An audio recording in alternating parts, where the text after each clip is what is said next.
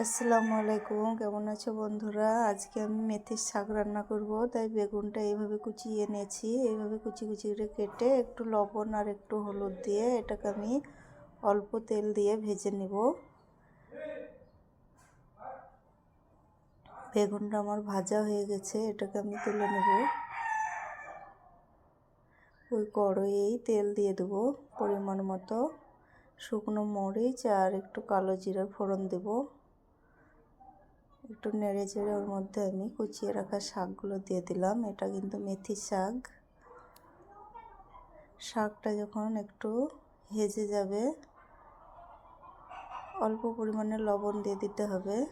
যখন হেজে যাবে শাকটা, তখন বেগুন ভাজাগুলো দিয়ে দিতে হবে। ঢাকনা বন্ধ করে আঁচ কমিয়ে আবার কিছুক্ষণের জন্য রান্না হতে দেব। শাকটা যখন একদম হেজে যাবে আর পানিটা শুকিয়ে যাবে, খুন্তির সাহায্যে বেগুনগুলো একটু গলিয়ে নিতে হবে। এইভাবে একটু ভেজে নিলেই শাকটা হয়ে যাবে। অল্প উপকরণ দিয়েই তৈরি হয় শাকটা। দেখো কত লোভনীয় হয়েছে। শাকটা দিয়েই একতলা ভাত খাওয়া হয়ে যাবে। সেই সঙ্গে আমি ট্যাংরা মাছও রান্না করে নিচ্ছি পেঁয়াজ কলি দিয়ে।